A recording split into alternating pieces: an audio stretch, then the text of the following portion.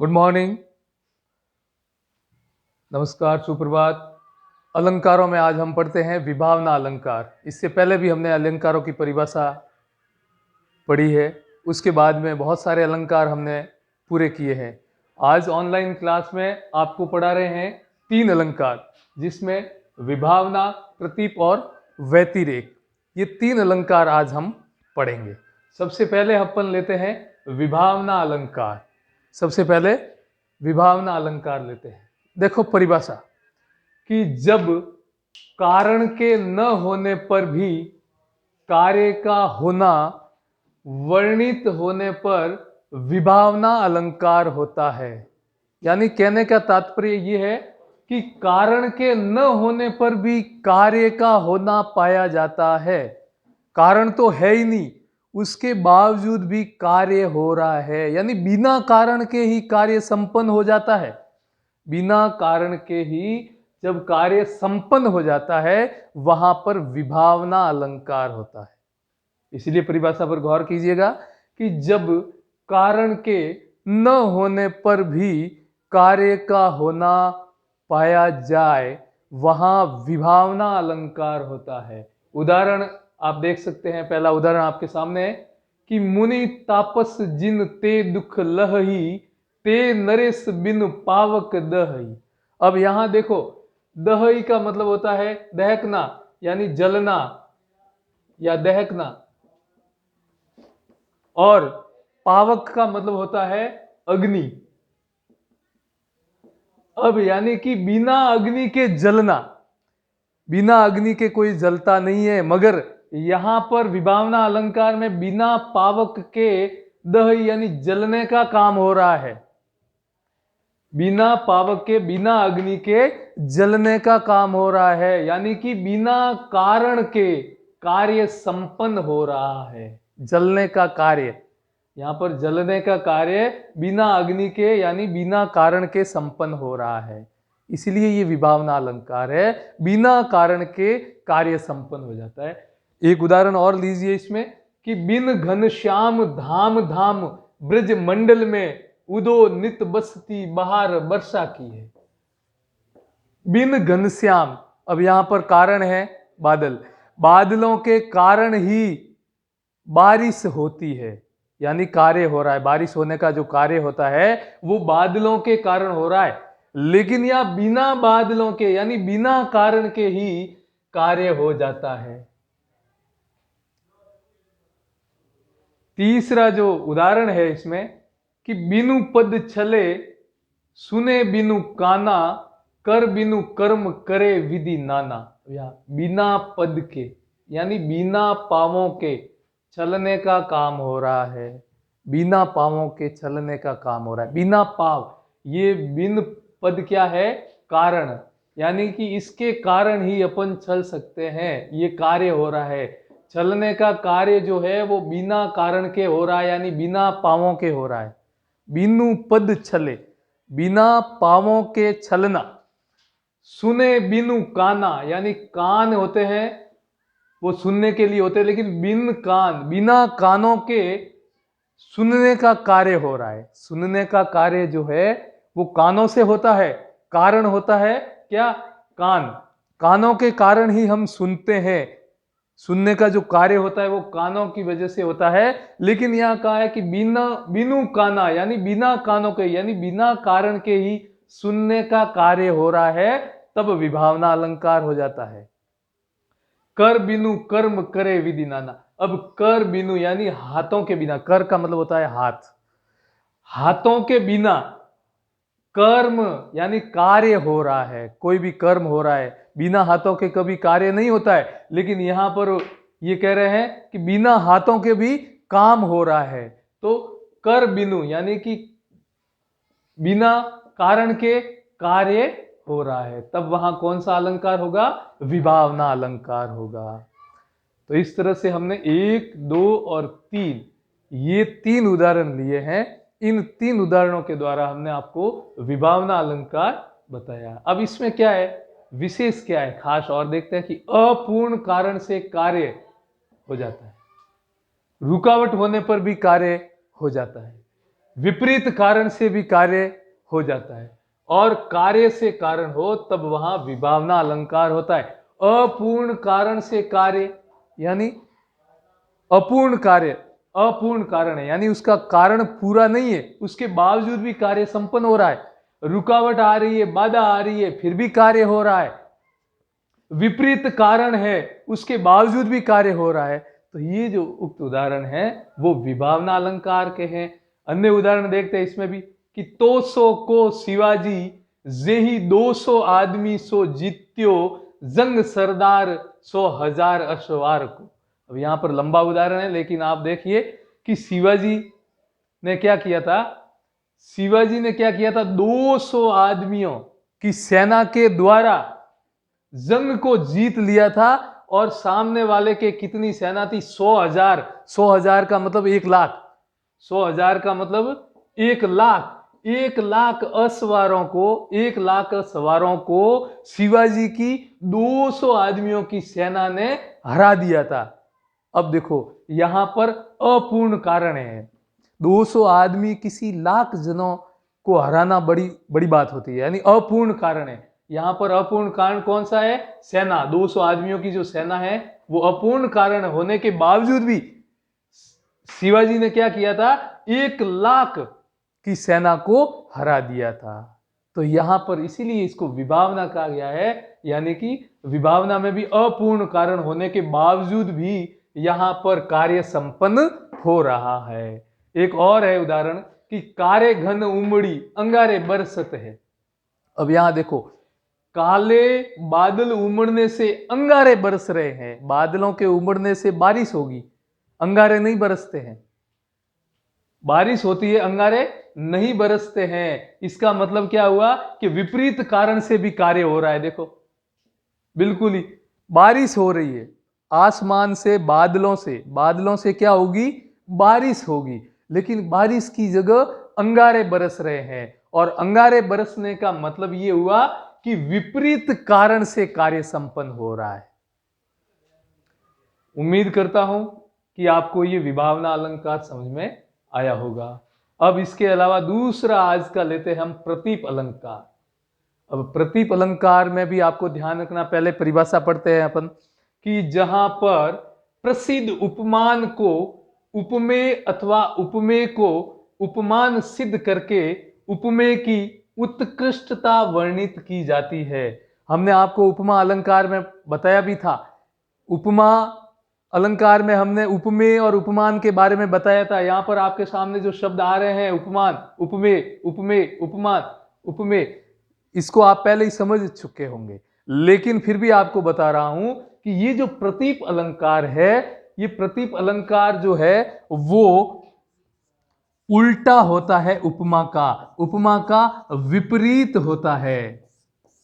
उपमा अलंकार की जो विशेषताएं हैं उसकी विशेषताओं के विपरीत हो रहा है, उससे विपरीत हो रहा है। अब देखो यहां पर पहले परिभाषा देखते हैं कि जहां पर प्रसिद्ध उपमान को उपमेय अथवा उपमेय को उपमान सिद्ध करके उपमेय की उत्कृष्टता वर्णित की जाती है। अभी तक देखो उपमेय, उपमा में क्या होता था, उपमा अलंकार का उल्टा क्यों है, उपमेय और उपमान। उपमा अलंकार के अंदर उपमेय का मतलब होता है कि जिसकी तुलना की जाए, जिसकी तुलना की जाए, और उपमान का मतलब होता था कि जिससे तुलना की जाए, जिससे तुलना की जाए, वो उपमान था। उपमेय जिसकी तुलना की जाए, और उपमान जिससे तुलना की जाए। मान लो मेरी तुलना, यानी मैं उपमेय हूं, मेरी तुलना हमारे पूर्व राष्ट्रपति, वैज्ञानिक राष्ट्रपति डॉक्टर एपीजे अब्दुल कलाम साहब से की जा रही है, तो मैं उपमेय हूं और डॉक्टर एपीजे अब्दुल कलाम क्या है, उपमान है, क्योंकि वो बड़े हैं, यानी कि, और मैं छोटा हूं। तो मेरी तुलना उनसे की जाती है, यानी तुच्छ की अच्छे से की जाती है, छोटे की बड़ों से तुलना की जाती है। वहां पर होता है उपमा अलंकार। तो उपमेय का मतलब होता है जिसकी तुलना या समानता की जाती है, और उपमान का मतलब होता है जिससे तुलना या समानता की जाती है। तो ये था उपमेय और उपमान। यहां पर उल्टा है, देखो इसका, यानी उपमान और उपमेय उपमेय को उपमान सिद्ध करके उपमेय की उत्कृष्टता बताई। वहां पर उत्कृष्टता थी उपमान की, यानी उपमान को बड़ा बताया जाता था उपमा में, लेकिन प्रतीप के अंदर उपमेय को बड़ा बता दिया जाता है उपमान की तुलना में। अब यहां पर उल्टा हो रहा है, यानी कि डॉक्टर एपीजे अब्दुल कलाम साहब की तुलना मुझसे हो रही है, यानी मैं छोटा हूं वो बड़े हैं, और बड़ों की तुलना छोटों से हो रही है, यानी उल्टा हो रहा है, सब कुछ विपरीत हो रहा है ना। अब अपन लेते हैं किस किस कंडीशन में ये होता है, किस स्थिति में। देखो, उपमान को उपमेय और उपमेय को उपमान बनाकर, उपमान को तो उपमेय बना दिया जाता है और उपमेय को उपमान बता दिया जाता है। वहां पर देखो उदाहरण के, सखी मयंक तव मुख सम सुंदर। अब यहां पर देखो, गौर से देखना कि सखी मयंक, यानी कि हे सखी, मयंक का मतलब होता है चंद्रमा, के हे सखी मयंक यानी चंद्रमा, तब यानी तेरे, मुख यानी मुख के समान सुंदर है। अब चंद्रमा की तुलना की जा रही है किसी नायिका के मुख से, जबकि उपमा में उल्टा होता था, किसी नायिका के मुख की तुलना है वो चंद्रमा से की जाती थी। यानी नायिका का मुख उपमा में उपमेय होता था और चंद्रमा जो है वो उपमान होता था। लेकिन यहां पर उन्होंने उल्टा कर दिया, प्रतीप उल्टा क्या किया है कि चंद्रमा की जो तुलना है वो नायिका के मुख से की जा रही है, यानी कि नायिका का मुख यहां श्रेष्ठ बताया गया है चंद्रमा की तुलना में। तभी कहा है कि सखी मयंक तव मुख सम सुंदर। अगर ये का ये उदाहरण उपमा में होता तो यह आता कि सखी तव मुख मयंक सम सुंदर। अगर उपमा में ये उदाहरण होता तो यह आता कि सखी तव मुख मयंक सम सुंदर, ऐसे होता। अब देखो एक और उदाहरण देखो कि काहे करत गुमान मुख मुख सम मंजू मयंक। अब यहां पर क्या कहा गया है कि काहे करत गुमान मुख मुख सम मंजू मयंक, यानी कि यहां पर देखो, यहां स्थिति देखो कि मुख सम यानी मुख के समान, मंजू यानी सुंदर, मयंक यानी चंद्रमा। यहां भी देखो मुख के समान चंद्रमा को सुंदर बताया गया है, जबकि उपमा में अगर ये होता तो मुख को चंद्रमा के समान अच्छा बताते। अब यहां श्रेष्ठ किसको बता दिया, मुख को, और मयंक को थोड़ा मुख से छोटा बता दिया। यानी उन्होंने क्या किया, उपमेय को तो उपमान बता दिया और उपमान को उपमेय बता दिया। अगला उदाहरण लेते हैं। एक और स्थिति ये होती है कि उपमान को उपमेय की उपमा के अयोग्य बता दिया जाता है। उपमान जो है, यानी कि उपमान यानी कि जिससे तुलना की जाती है उसको उपमेय, यानी जिसकी तुलना की जा रही है उसकी जो उपमा है उसके अयोग्य बता दिया जाता है। कैसे कि सी वदन सम हिमकर नाई। यहां सी का मतलब सीता, वदन का मतलब मुख, सम यानी समान, हिमकर यानी चंद्रमा, यानी कि सीता के मुख के समान चंद्रमा भी नहीं है। सीता के मुख के समान चंद्रमा भी नहीं है, इसका मतलब तो ये हुआ कि सीता का मुख ज्यादा अच्छा है, सुंदर है, चंद्रमा से भी सुंदर बता दिया गया है यहां पर। इसलिए यानी कि सीता के मुख के सामने चंद्रमा को अयोग्य करार दिया गया है। सीता के मुख के सामने चंद्रमा को भी अयोग्य बता दिया गया है। अगला एक स्थिति और बनती है कि उपमान को उपमेय के सामने अनावश्यक बता दिया जाता है। उपमान को उपमेय के सामने अनावश्यक बता दिया जाता है, उसकी कोई आवश्यकता ही नहीं, जरूरत ही नहीं है। किसकी जरूरत नहीं है, उपमेय की, उपमेय के सामने उपमान की। यानी उपमान को उपमेय के सामने अनावश्यक बताया। किसको अनावश्यक बताया है, उपमान को बताया।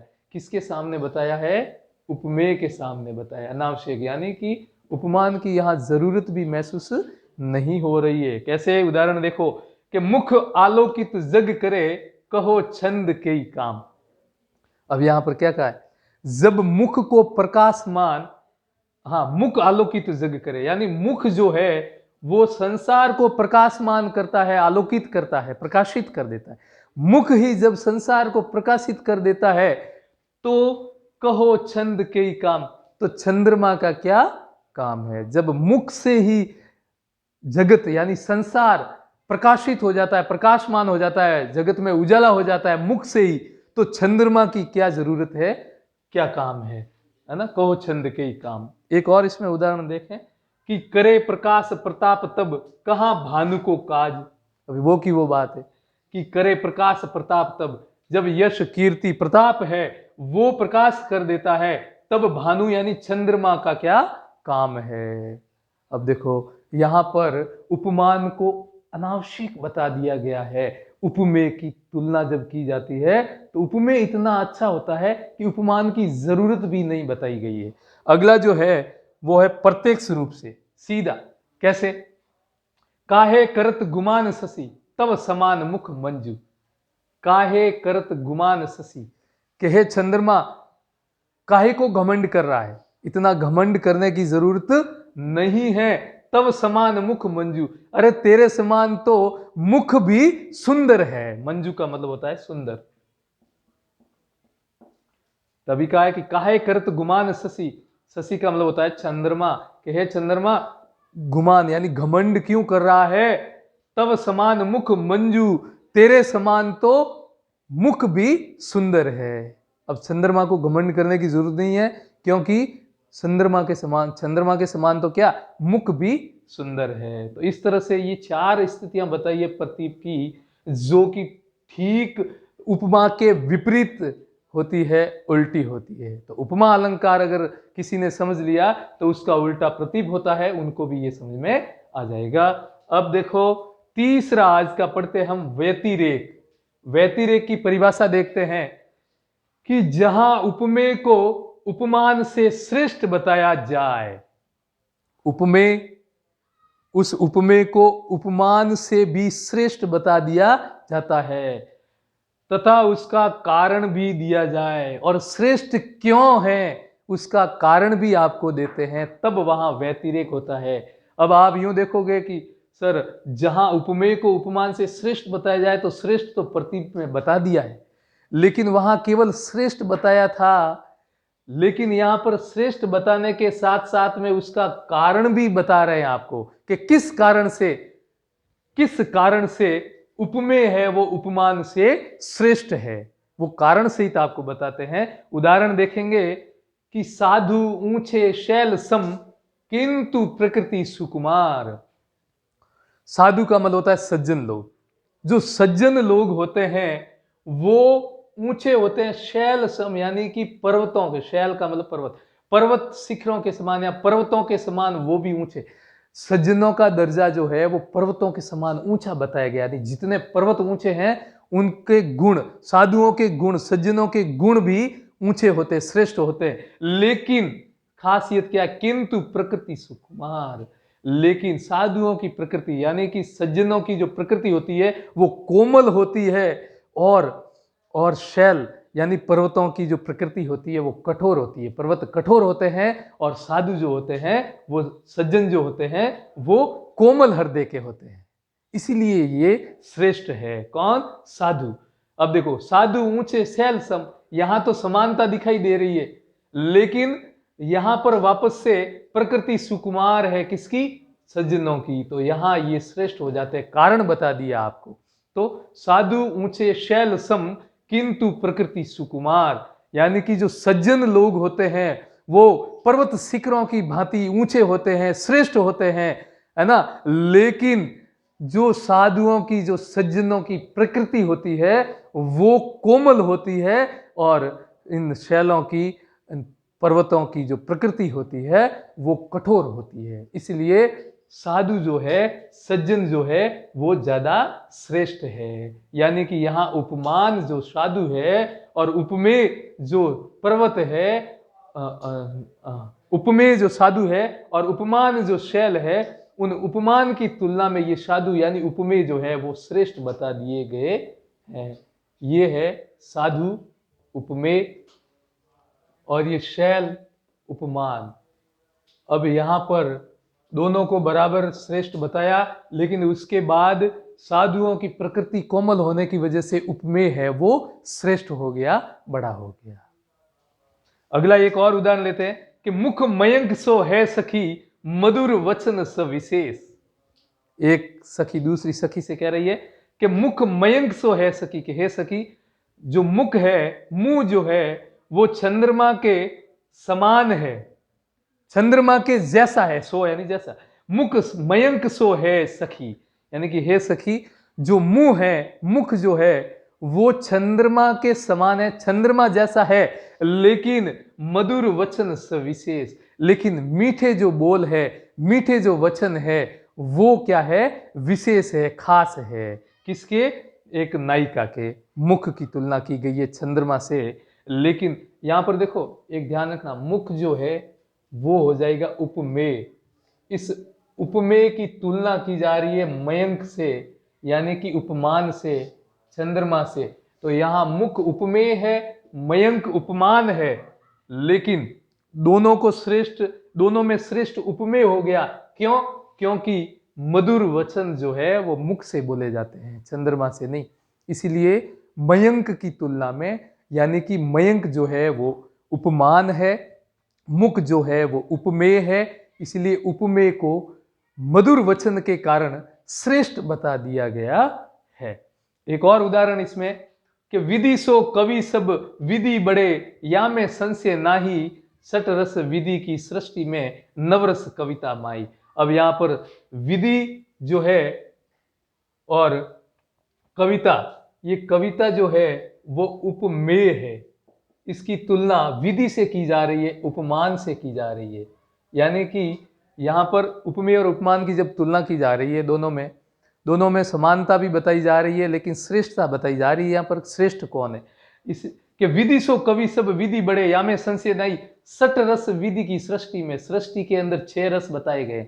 सृष्टि के रचयिता ब्रह्मा जी ने के अनुसार अपने 6 रस होते हैं विधि के, ठीक है। तो यहाँ पर विधि के 6 रस है, किसके, उपमान के, और यहाँ 9 रस बताए हैं कविता के। कविता में कितने रस आ गए, 9 रस आ गए। देखा जाए तो 3 रस कविता में अतिरिक्त है, यानी उपमान की तुलना में उपमेय है वो श्रेष्ठ है, उपमेय जो है वो उपमान की तुलना में श्रेष्ठ है। तो इस तरह से ये व्यतिरेक अलंकार है। पुनः एक बार इसका दोहरान करते हैं। विभावना बिना कारण के कार्य हो जाता है, बिना पांवों के चलना, बिना कानों के सुनना, बिना हाथों के कार्य हो जाना, ये सब विभावना के उदाहरण हैं। यानी बिना कारण के भी कार्य हो जाता है, या कारण अधूरा हो तो भी कार्य संपन्न हो जाता है। एक जैसे रुकावट हो तो वहां भी कार्य हो जाता है, विपरीत कारण होने के बावजूद भी कार्य संपन्न हो जाता है। ये विभावना में होता है। दूसरा हमने देखा प्रतीक, ये आपने देखा होगा, उपमान और उपमेय में तुलना की जा रही है। ये उल्टा होता है उपमा का, उपमा अलंकार का उल्टा होता है, विपरीत होता है। हमने उपमा जो पढ़ा है उस आधार पे इसको भी समझ सकते हैं। इसके उदाहरण भी मैंने आपको बताए, व्यतिरेक में भी आपको बता दिया, उपमेय और उपमा, उपमेय को उपमान से श्रेष्ठ बताया जाता है। और खास बात क्या है कि उसका कारण भी दिया गया है, किस कारण से वो श्रेष्ठ है वो बताया गया है। जैसे साधु ऊंचे शैल सम, किंतु प्रकृति सुकुमार। अब यहाँ साधु यानी सज्जन लोग, यहाँ साधु जो है सज्जन लोग वो उपमेय है, और शैल पर्वत है वो उपमान है। और उपमेय को उपमान से श्रेष्ठ बताया गया है, लेकिन कारण क्या, उनकी प्रकृति कोमल होती है, किनकी, उपमेय की, साधुओं की, और शैल यानी उपमान की प्रकृति है वो कठोर होती है। बहुत बहुत धन्यवाद।